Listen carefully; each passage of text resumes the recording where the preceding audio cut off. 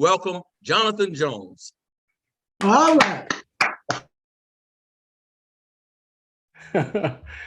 Bernard, you blindsided me with that one, my friend. Thank you very much. And if I wasn't motivated to join this company, I would be now.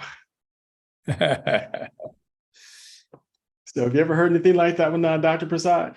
No, I think that was very powerful incentive, and how he feels about it. Yes, indeed. Well, here's what I'm going to do is I would almost be inclined to just step aside and say, Bernard, you need to go ahead and just take care of this. Yeah. So absolutely wonderful.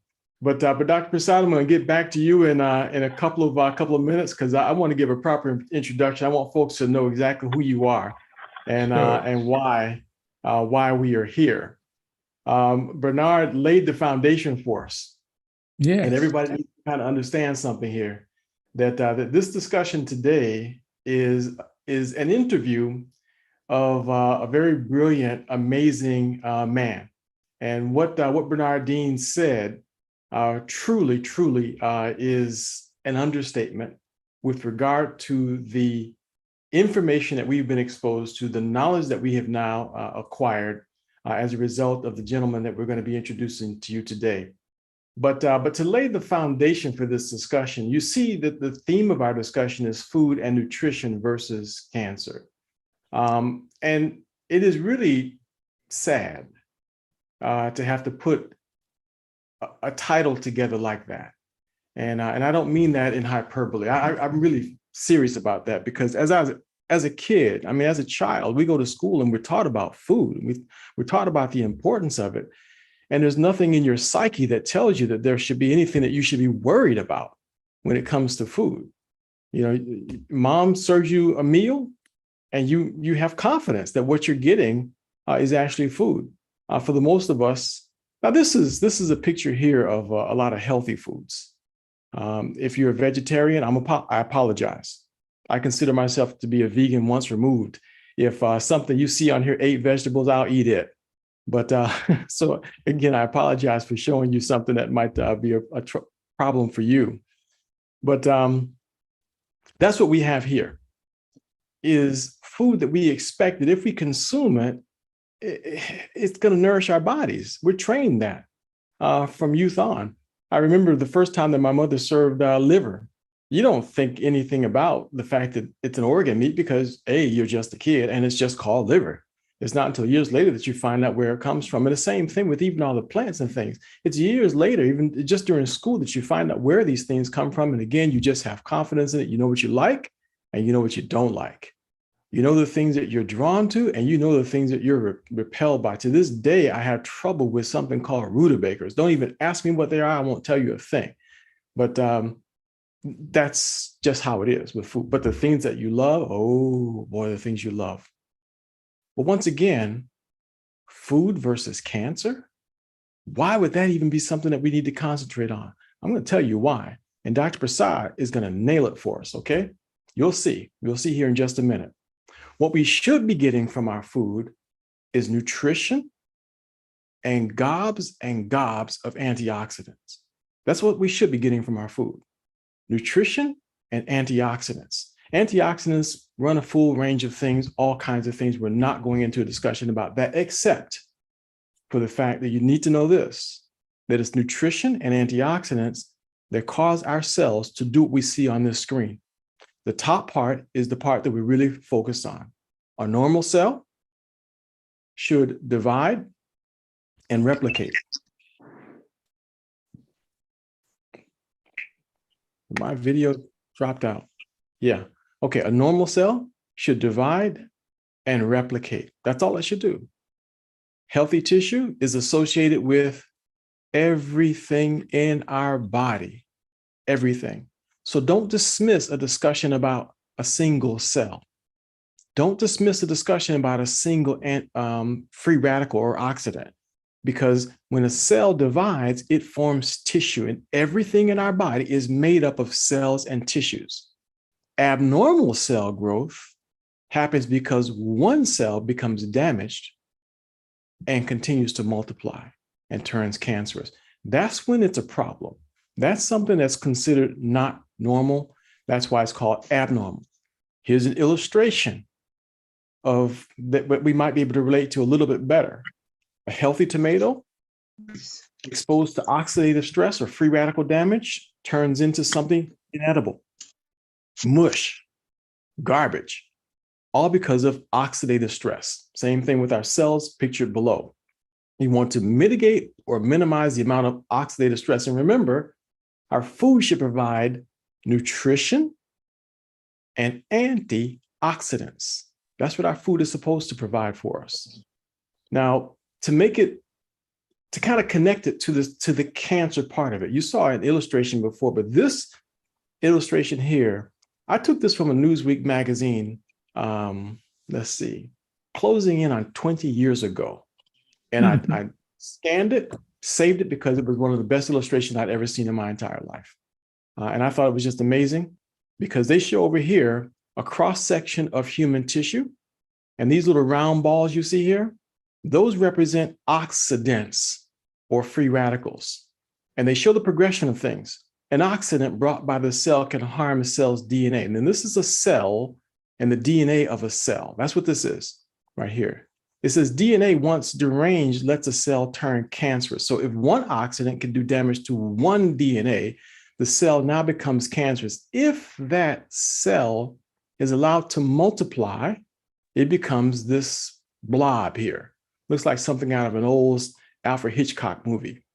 But that's what happens inside the body. It's all precipitated by one cell being damaged by one free radical or one oxidant. So if it can do damage, that's where it goes to. Bottom line is, we go to a doctor if it gets to this point. Very few people take it seriously back at this level right here. But Dr. Prasad took it serious. Dr. Prasad has focused back here and has taken it to a whole nother level, folks. That's why this discussion is so vital for everyone to concentrate on, to lock in on, to dial in on, because this is where it matters. You can wait till it gets here and find yourself a good oncologist. You need a good surgeon. And it's a good thing that they exist because they know what to cut, how deep to cut, and what to do about these blood vessels feeding it. But if who was it, Benjamin Franklin that said it? An ounce of prevention beats a pound of cure. I might be paraphrasing that a little bit, but anyway, you get the idea. And that's my thinking on it. And that's what Dr. Prasad's thinking was on it. Stop it at the border.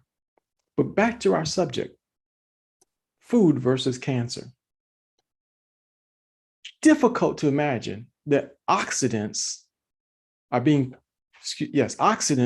introduced to our body by food. Think about it now. A minute ago, we were just talking about our food providing us with antioxidants and nutrients.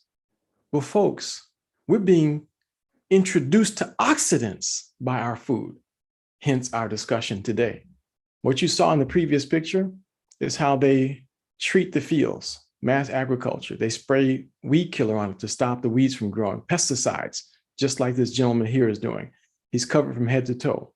But just a tiny bit on genetically modified foods. And this is the reason why they do this. They spray weed killer on there because they've genetically re-engineered the food to be resistant to the weed killer being sprayed on it. And this is how they do it.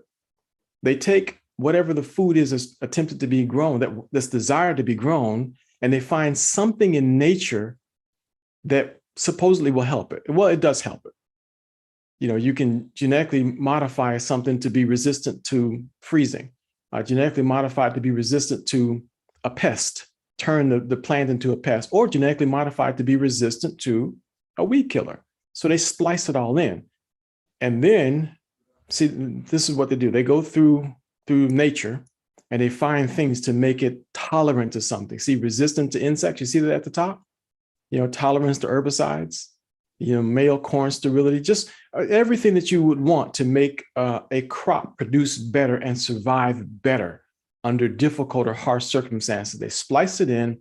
The net result, in theory, is to produce better crops, more crops, to be able to feed more people. That's the scientific intent. But the problem is that what happens is that the food has the ability also to absorb what's in the ground. What's in the ground ends up being Roundup, glyphosate. That's what it is. So, and with that, and don't take my word for it, you can Google it. Just Google the word glyphosate in food. They've already paid out, the companies Monsanto and Bayer paid out billions of dollars in lawsuits because of individuals being able to connect their cancer to food that they're eating, including in just basic cereals. It's been connected to a bunch of different diseases like the ones that you see right here on this screen. Not many more than this. There's hundreds of different diseases that it's connected to.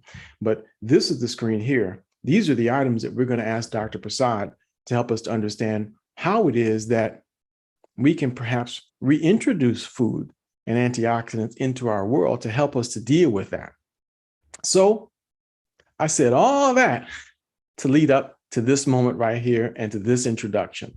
I really would like to, it's my pleasure and privilege to introduce to you Dr. Kedar Prasad. He's a world-renowned scientist and researcher, member of the British Royal Academy of Medicine, the world's first radiation biologist, Ph.D., first in the world. This man has been published more than 250 times in peer-reviewed medical journals. He's the author of 32 books. And I just got the 32nd one. Amazon drove up and brought it to me. I think it's just amazing. And I apologize for telling you that it may not be the kind of novel you want to sit down and read. I was wrong. It's an amazing book. It's amazing because this will give you details, all of his books. So Bernard said he found one for $300 on Amazon. And I don't know about that one. I didn't find that one yet. But $379. Excuse me, just a hair under $400. So that's a real book. See, that's science. That's what you call science at its finest. And former member of the Nobel Peace Prize nominating committee. So and his accolades go on and on and on. The one that's not listed here, two that are not listed here that I wanted to tell you about, is Dr. Prasad is credited with discovering that vitamin E succinate is cytotoxic to cancer cells. So of the 250 different things that he figured out, that's one he figured out. There's 6 or 7 different types of vitamin E, but he figured out the one, vitamin E succinate, is cytotoxic to cancer cells. That's the one he put in his formula. He also figured out that butyric acid has anti-cancer properties. And since then, 400 or 500 different papers have been written about that. This is the man who's pioneered many groundbreaking discoveries in the field of science. And that's who I'd like to introduce you to at this time. So now, Bernard, is when we need a rousing applause for this gentleman. And welcome, Dr. Kedar Prasad, to our discussion. So thank you again, Dr. Prasad, for joining us. We always appreciate it when you're able to be here and be a part of our discussions. It looks like we're bouncing Dr. Prasad on and off the screen. But Dr. Prasad, you saw the slides that led up to this. Can we add him back to this? There we go. Okay, good. Thank you. We got co-hosts here for our co-host, which is great. Bernard Dean is our co-host. Jeff Ashby is a co-host, and Dr. Roberts is also co-host today. But Dr. Prasad wrote this book right here, Fighting Cancer with Vitamins and Antioxidants. And that's a brilliant piece of work right there, Dr. Prasad. I made the mistake of showing the book when Dr. Nakuzi was in my office one day, and I've never seen the book again since. So I'm going to have to go visit him and just ask him to let me find some research point in there and then stick it in my pocket and sneak back out with it. My own book. Now I got to go back and steal my own book. Can you believe that? But anyway, but Dr. Prasad, thank you very much for writing this book. And it helps us to appreciate, and I hope it helps our audience to understand that you know a little bit of something about the connection between vitamins and antioxidants. But before we get into this, and we want to hear whatever you can tell us now. Whatever you want to tell us is going to be fine. So if you don't like my question, change it to whatever you want to discuss. But if you don't mind, sir, the list of things here that has been identified as being associated with glyphosate. Can you tell us about any of these items that we should really be concerned about, and what effect would vitamins and, say, antioxidants have on them? Yeah, all this, for example, these things are kind of not related as much as to cancer, but these are all kind of toxins that your body. Let me get my glass of water, please. Hold on. No problem. You take your time. Yeah, I think, if you want to discuss, glyphosate is just one of the ingredient of the pesticides, which is very toxic, and they spray it. So if you take food sprayed from any kind of pesticides, you will have a lot of glyphosate, which is very toxic to your cell and creates all kind of disease. And but again, all these things that are listed, their main mechanism is, for example, is oxidative stress, excessive production of free radicals, and so these lists are there. Involves probiotics role in cancer, and so first I would like to formulate this way. First, what are the main causes of cancer? Environmentally, genetically, and food related, and then from there we can say how we can improve our chances through the diet and micronutrient, so that the process that causes cancer. So the cause of cancer, remembering, is very important, and the environmental, many things we can control it, but we control it. For example, whether you want to eat a organic type of food or inorganic, means could be a sprayed, could be GMO, so there is no controversy of the pesticides and other things can increase the risk of not only cancer but also neurodegenerative diseases like Parkinsonisms. For sure, that I know my neighbor one has it, because of the high exposure to the pesticides. So this is well known. And so we know all these environmental agents they do. So let us see how food can increase the risk of cancer. Now, like Jonathan mentioned, very nice food and very picture. But suppose there are food that you take, for example, which has a lot of red meat and a lot of, say, in breakfast you take a lot of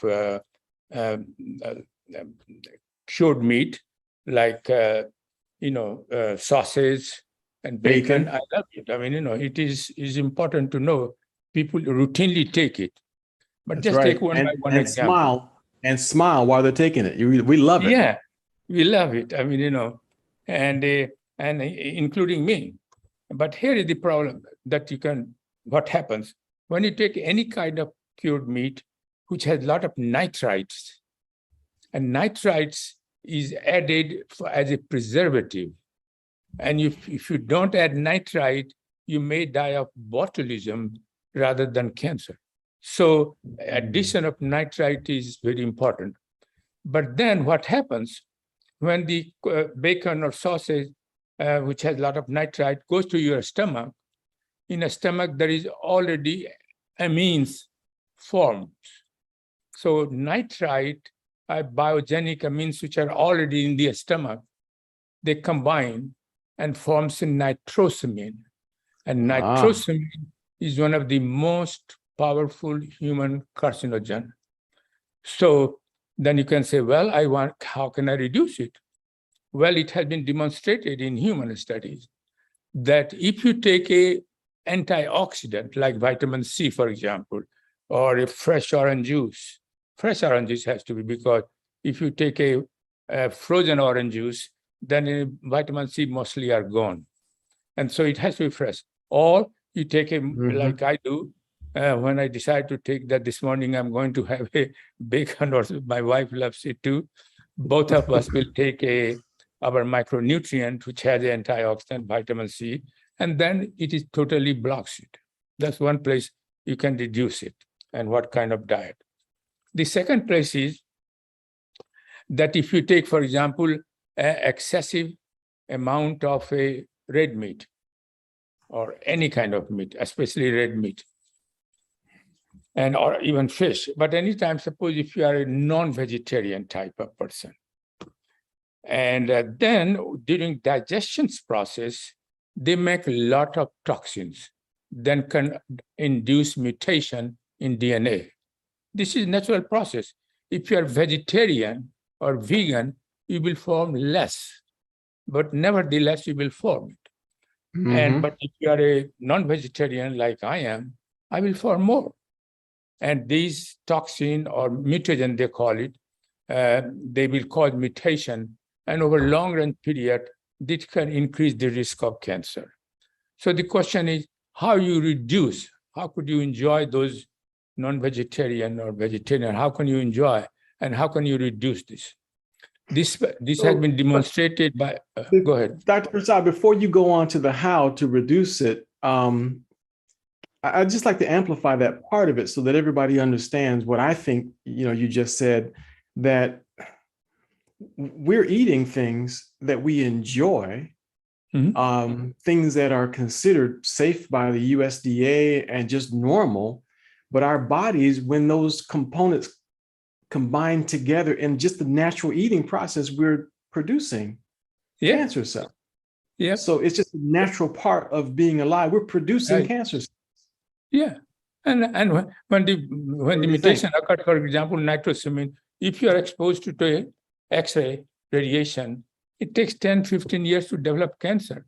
So during that time also, you have a lot of time to intervene and prevent the cancer. But that will be a different issue. So first, diet issue. You are correct what you are saying, it that it is a normal process and it is within our hand if we know it. But many people don't know it. I didn't know it until I entered this field. That's right. And so then how do you decrease the formation of mutagens or cancer-causing agents so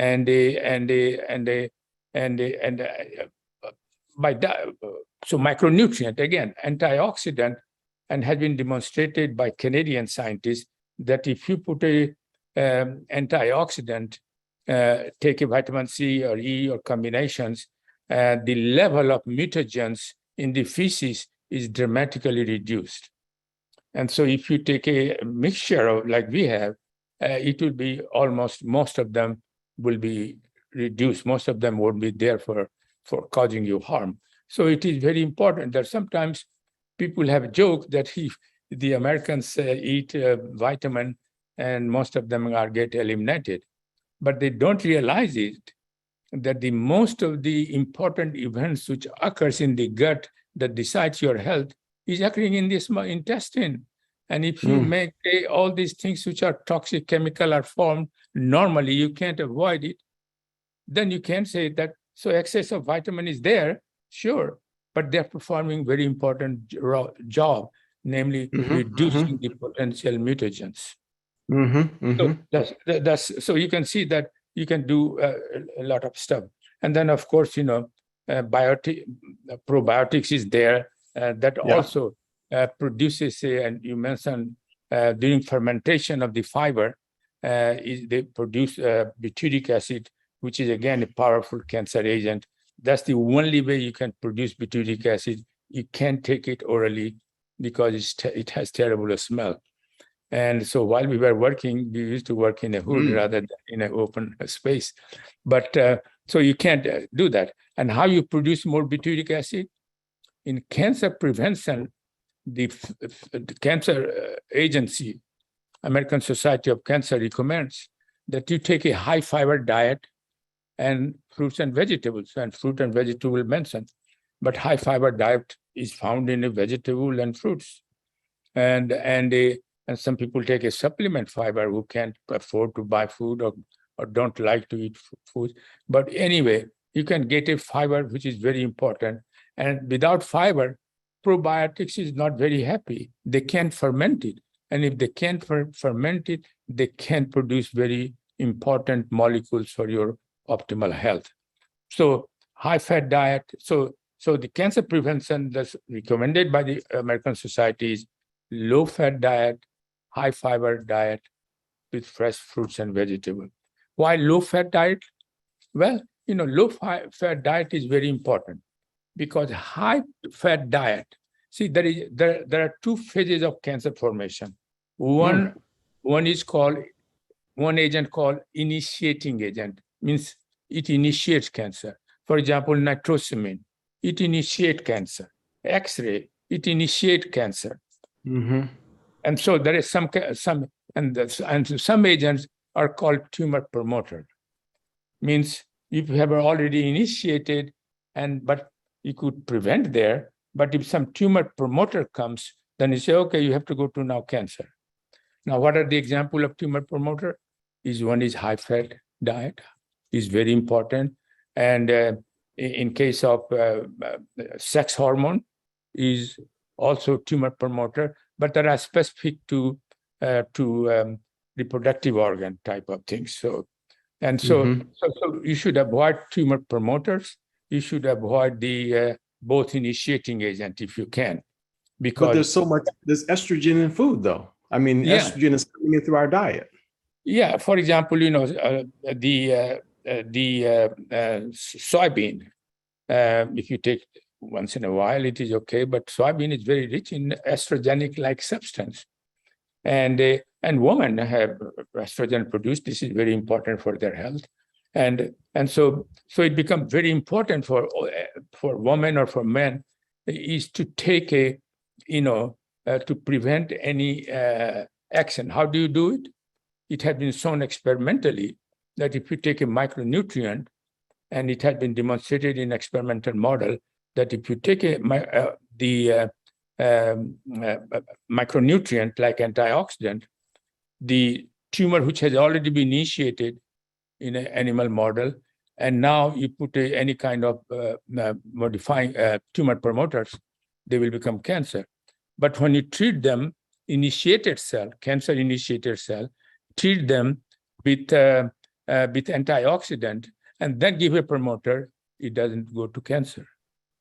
So even at the later stage, it has not become cancer. You have been exposed to carcinogen. Oh, wow. From any, but you don't get the cancer tomorrow, or within a month, or within 6 months. It takes 20 time. years. Yeah. For example, for leukemia, with respect to X-ray, 10 years. For solid tumor, it takes 15, 20 years. And this is just for X-ray induced. Chemical carcinogen is same. It is long term. So we have a lot of time to intervene, even though if we know we are exposed to, for example, many times we don't know we are exposed to, but Right. even we don't know, that there is a lot of way you can prevent it, because every day we are being exposed to a carcinogenic tumor promoter, tumor initiators. We can't avoid it. So, Dr. Prasad, here we are doing just life. We're living, we're eating, we're going out and dining, we're preparing our food, we're barbecuing. Yeah. We're going to the doctor, we're going to the dentist. So all around us, we're being slammed with things that's introducing like barbecue into our bodies. Yeah. The barbecue, when it gets a little burnt, that become very oxidized meat. It's really good. It's good. Yeah, it tastes good. That's why I'm saying that.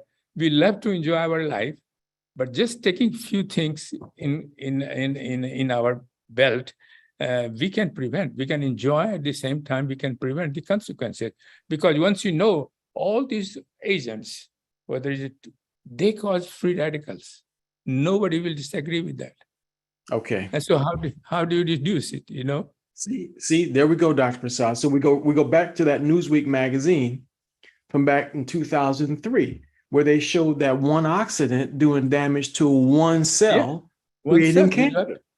It doesn't, see, sometimes mutation occurs, once you get exposed to any carcinogen, some mutation occurs, cell repairs, but suddenly one type of mutation, not all mutations are bad, some has no relevance, but one mutation occurs that prevent the cell from differentiation. In other words, all the cells divide, differentiate, and die. Normally this happens.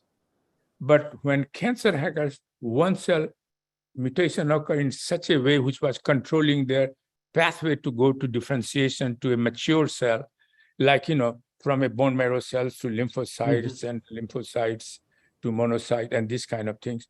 But now they can't go.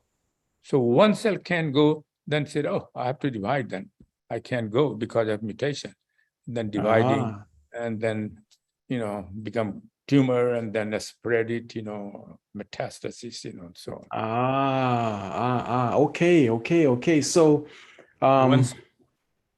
that's where it all begins. It begins with one cell doing its thing. And next thing you know, it's growing out of control. And out of control.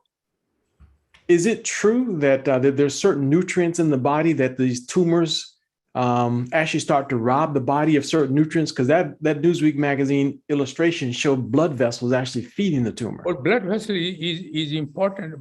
What blood vessel does, they facilitates for metastasis. Oh, because, they produce tumor cells later on or start producing agent that can proliferate the blood vessels because they have limited space where they are. So they want to go other place so that they can survive. So blood vessels. Do they form the blood vessels? They form blood vessels themselves? No, there are many. They're loaded with blood vessels. Proliferate, micro vessels. And then through that, they migrate to other part of the body and metastasis. That's scary. So even in that scenario, the molecules that are responsible for causing the high vascularizations of the tumor cell and then causes metastasis. There are micronutrients like, for example, N-acetylcysteine, glutathione has been shown that they can prevent the metastasis. Oh, wow. But the treatment aspect we will discuss later. But right now, cancer, when you talk about the cancer, one aspect is how to prevent it by modifying our diet. But see, we can lecture all we want. Yeah. People don't pay attention, modify. And American Cancer Society. Because Dr. Prasad, just think about it. No one's going to stop barbecuing ribs. I mean, because exactly. In my head, the only redeeming value a pig has is on my grill. I mean, that's just what my head thinks. Yeah, I mean, evolutionary. If you look at, this is the way the natural selection works. You do bad things, die, and so question is, that how we can enjoy it at the same time, and there comes the antioxidant or micronutrient, which is really. Instead of starting, say, for example, generally people think about the aging or age-related diseases when they are 50 or 60. No, it should be started when you are thinking from 30 or earlier, 20. Actually, childhood, if you might ask my opinion, I give my granddaughter the gummy that we have developed, and she seldom gets a cold, fever, virus or anything.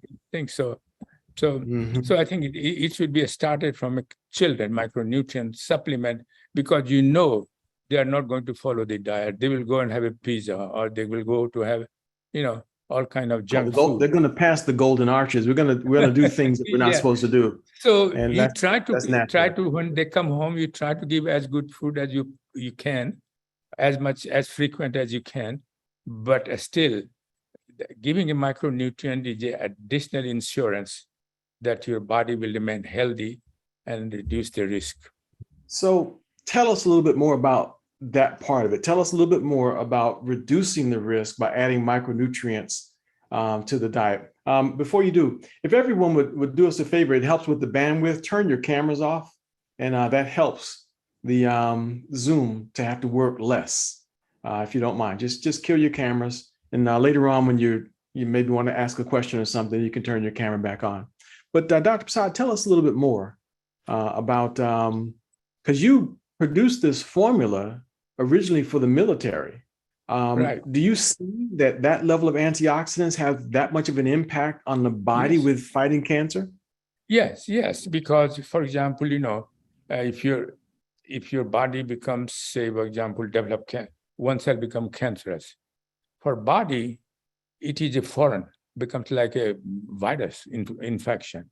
So if your immune system is in an optimal shape, they can get rid of this thing, a cancer cell, because natural cell killer some comes out, so you are gone. So immune system plays a very important role in a prevention of cancer by different way, because until you become cancerous, he doesn't think it is a foreign particles, foreign agent. But as soon as they become cancerous, they say, oh, this is a foreign, and they Yeah. start invading and killing the cancer cell. But the immune system has to be strong. With our product, when we tested initially with micronutrient, with military, which was also just reducing oxidative stress or reducing free radical damage. And same thing we did with veterans. But also when we did a collaboration, a study in Montevideo with Professor Zulema Copes there, and we measured the immune system. So the immune system was gradually improved. So with our things, it not only protect from the exogenous environmental agents which produce free radicals, but also some of the toxins that are formed in our body during digestion process. And also, then we also improve our immune function. And immune function improvement, then also important for cancer prevention. Because when cancer cell becomes quickly, 1 or 2 cells, say, no, you are foreign. But if your immune system is poor, those cells start dividing, cancer. Immune system can take care of that. So keeping the immune system at the optimal level is important. And one way you can do it by good diet, as well as by additional micronutrient supplement like we have in Micro Daily. That's you just said a mouthful there, Dr. Prasad. Because if the immune system has to be invoked in the process, it's one thing to have an antioxidant neutralizing the oxidants. So the antioxidants can bind to the oxidants. That's all part of the battle. Right. So another part of the battle is once the cells have formed. And this is what this picture is all about. This is the immune system attacking a cancer cell. Yeah. So they literally gobble it up. Yeah. So that's they destroy them. Yeah. And we had a question that a quiz that we were going to kind of present to everybody in the audience. How many new cancer cells exist in the body at any one time? Now, scientists differ in their opinions about this, but go ahead. Well, there was one authority that I had on it. And you can tell me whether it's true or not. I'd love to update this slide, but Dr. Brian Clemens, I had discussions with him back in, it had to be back in the 90s, maybe early 2000s. And in one of his lectures, he said that there's at least 200,000 cancer cells on average in the body at any one given point in time. Some scientists said that there's like 1 million. So your immune system is constantly taking care of these cancer cells. So is it true that there's a very high number like that in the body? I don't think so. No, not in my opinion. But what might be there, that there are already some, until you become cancer cell, immune cannot recognize it. And you can't have a 200 cell in the body and immune is not recognizing it.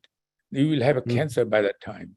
So, but sometimes you have some cell who have been initiated, exposed to like X-ray or nitrosamine or any kind of carcinogens.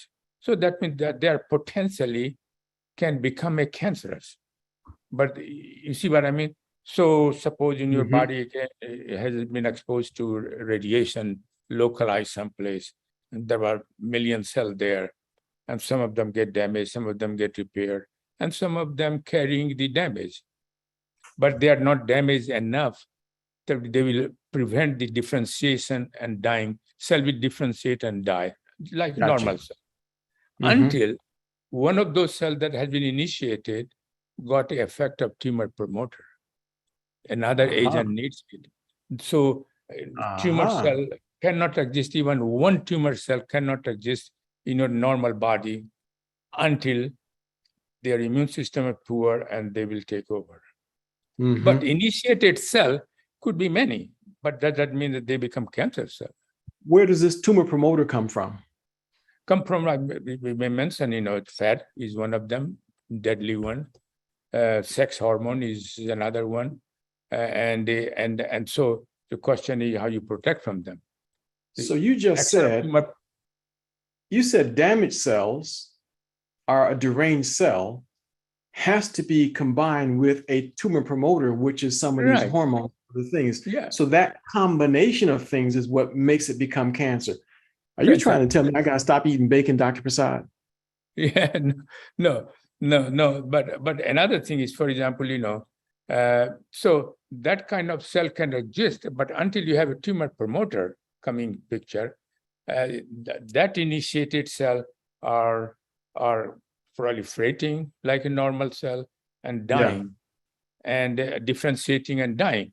But one of those initiate cell has either tumor promoter or has an additional mutation. Then now it cannot differentiate and die, so they start dividing it. So you cannot have a one tumor cell in your body. I think that's my opinion. And but important thing is to prevent the tumor. You can prevent. Sometimes you have to go and have a chest X-ray or a diagnostic X-ray.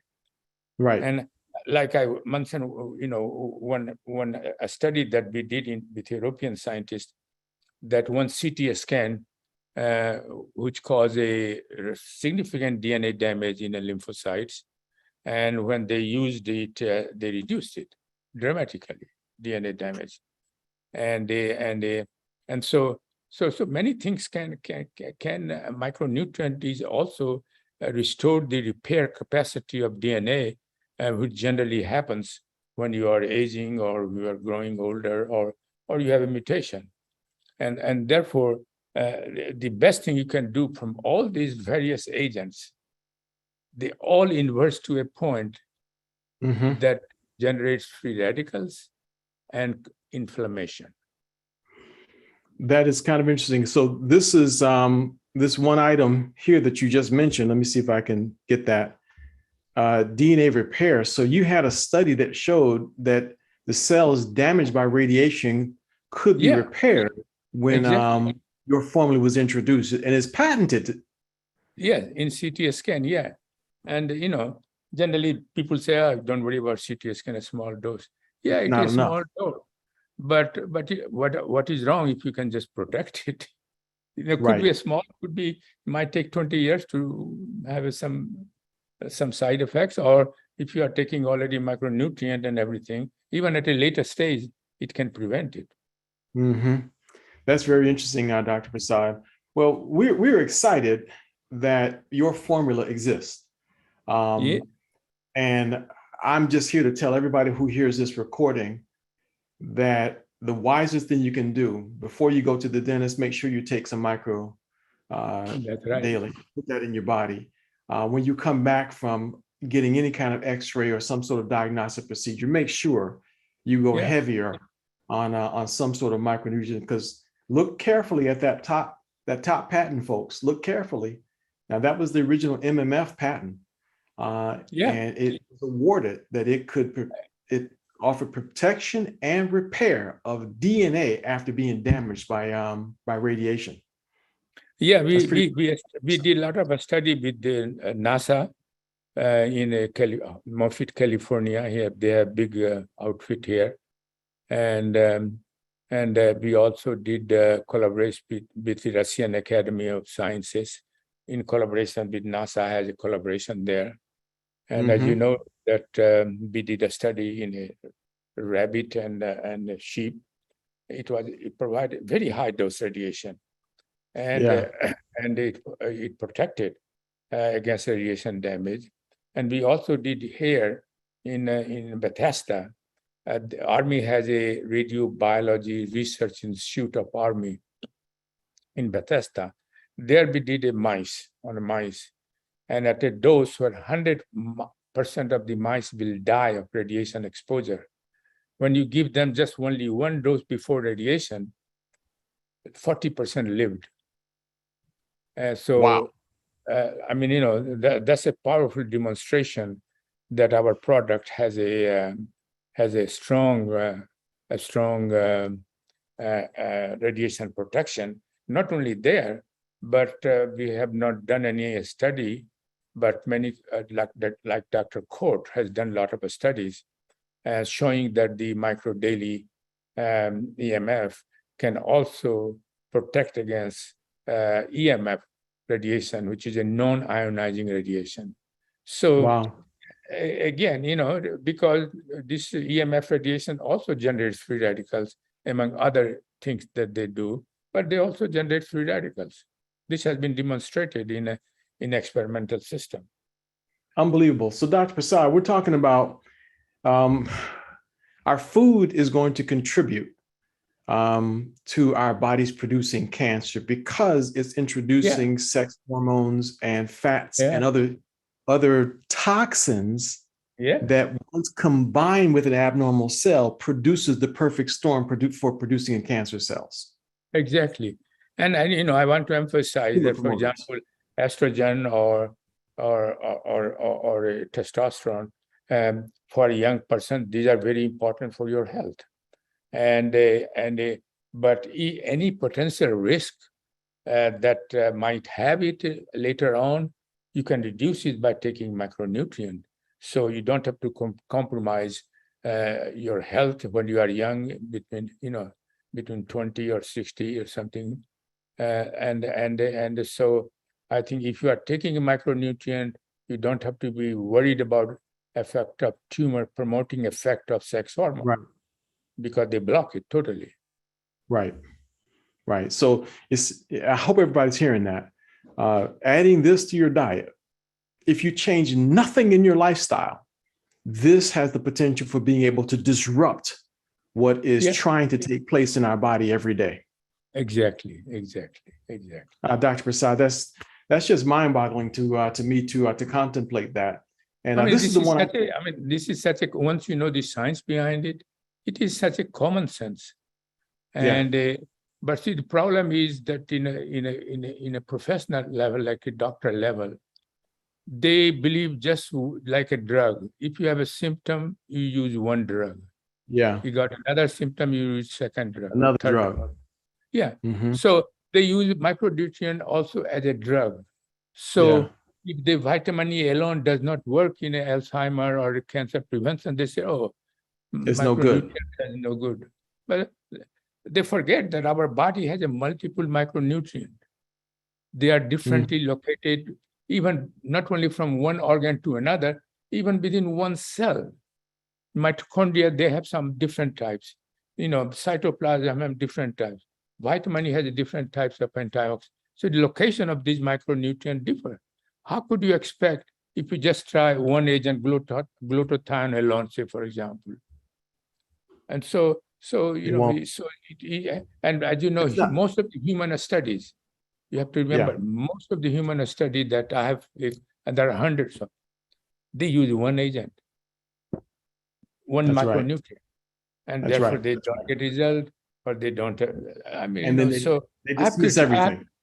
I've criticized in my last 5-6 papers, but I have been doing this for a long time. Even when I was teaching medical students, nutrition and cancer, I was telling them, but it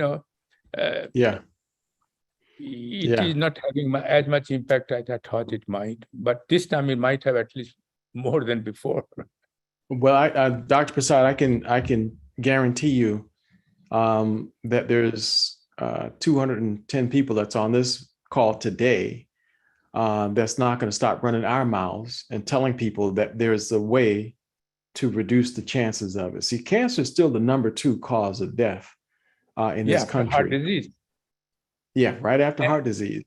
And it's And kind not of only, that they're not trying to resolve the problem because from an economic point of view, 4 times the revenue is generated treating cancer than on cancer itself. So treating the side effects. yeah. And the thing is that despite the recommendation of dietary recommendation, which is very good, but nobody follows it, the cancer incidence, instead of decreasing, is increasing. It's increasing, yeah. Is Yeah, increasing. it's increasing. Yeah, yeah, it's getting And more. when I first book I wrote, I don't know how much this book that you mentioned, it has long. At that time, maybe it was less, but nowadays is many more per year. Mhm. New cancer. That's right. No, it's an outrageous figure. And I decided not to even start the discussion with showing the depressing figures because I think everybody on this call knows at least one person that's got cancer. So Yeah. I think every family has been affected by it. I've lost my brother-in-law to cancer, and many are fighting it. The thing Some is have that raised if the you follow, question.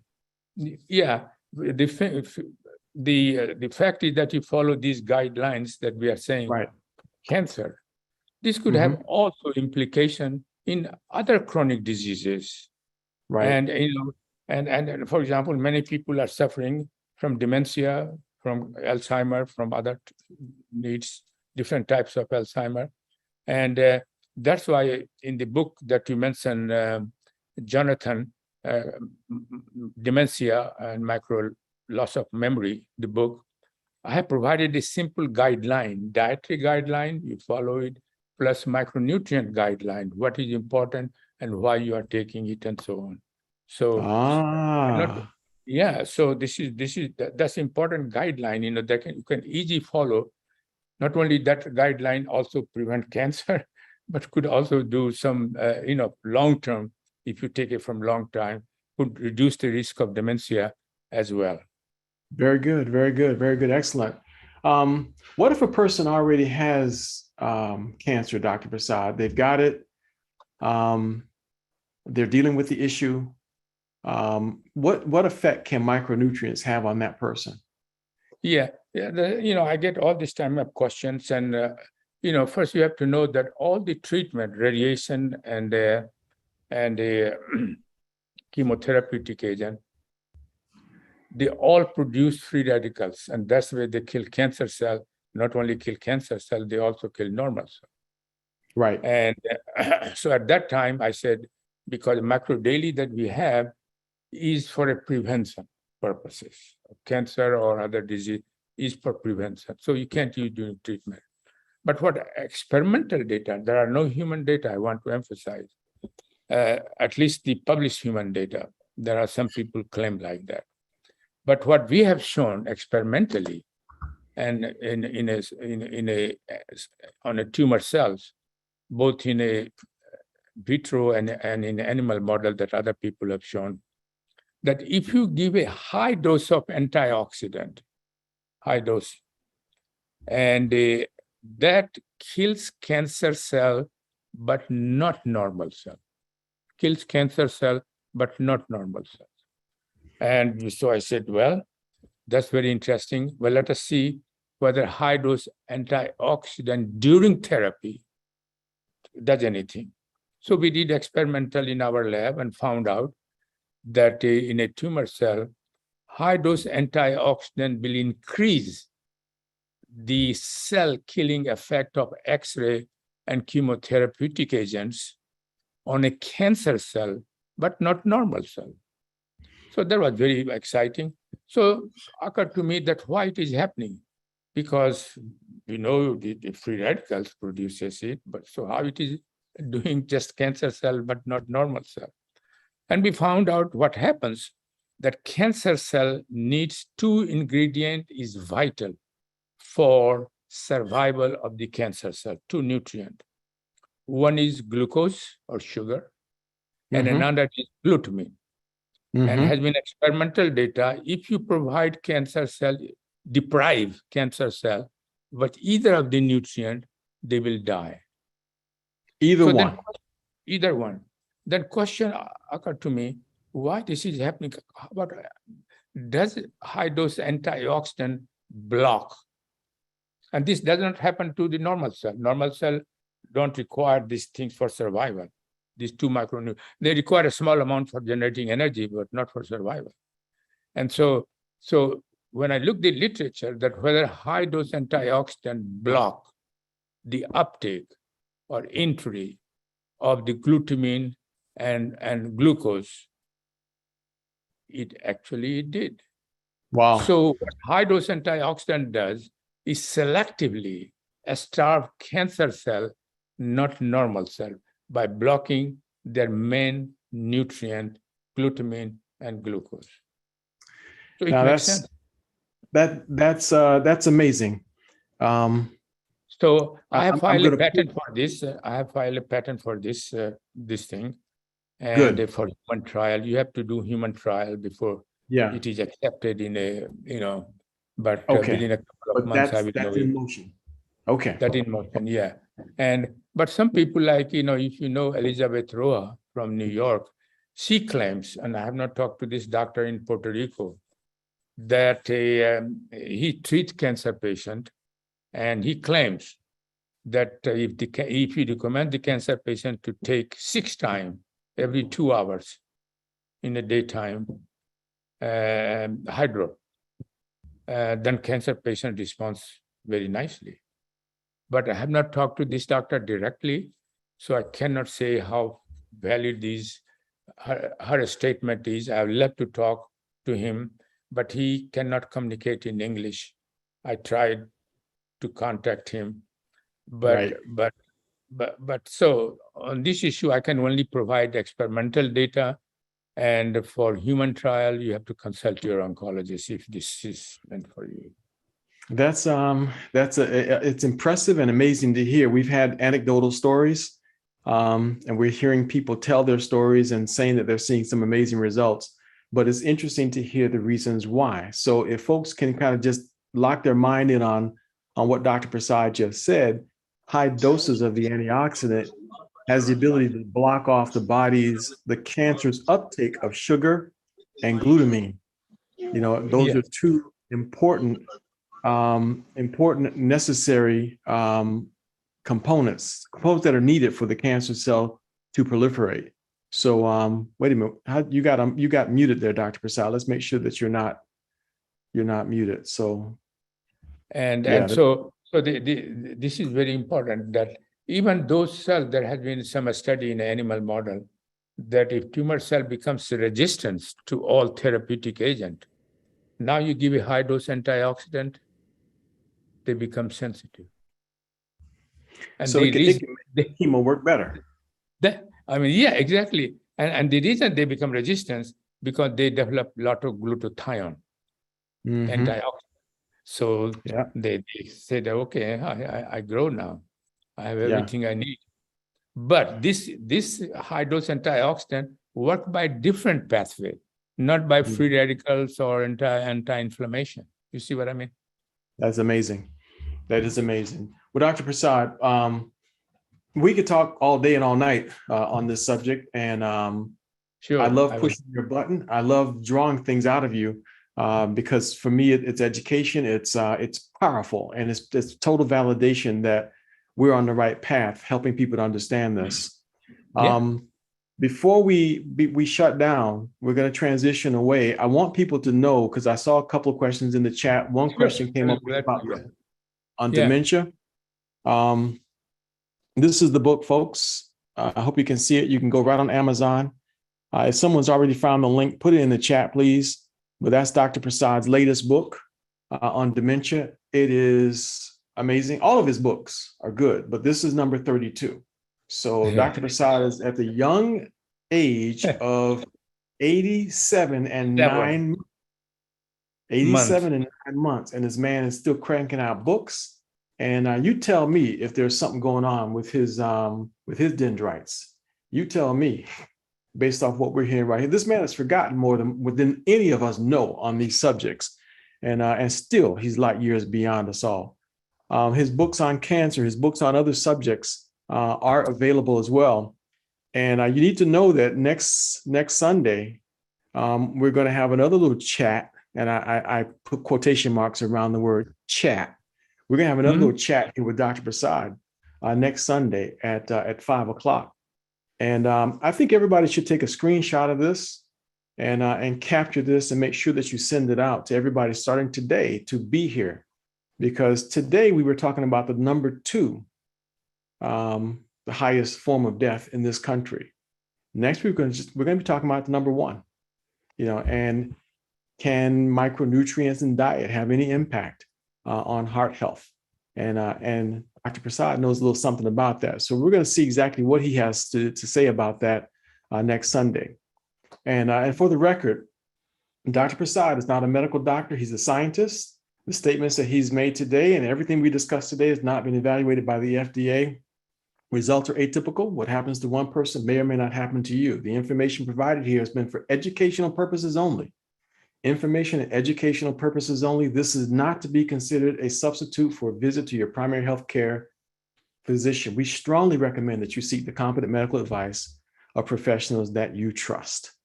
But the information is validated because we have a world-renowned scientist here telling us the result of his research and his education, and we're privileged to have been able to listen to this conversation today. If you'd like to have copies of the information, just speak to the person who invited you here today, and we'd be happy to share with you this information. For those who would like to get access to any of the supplements that were discussed today, get back with the person who invited you.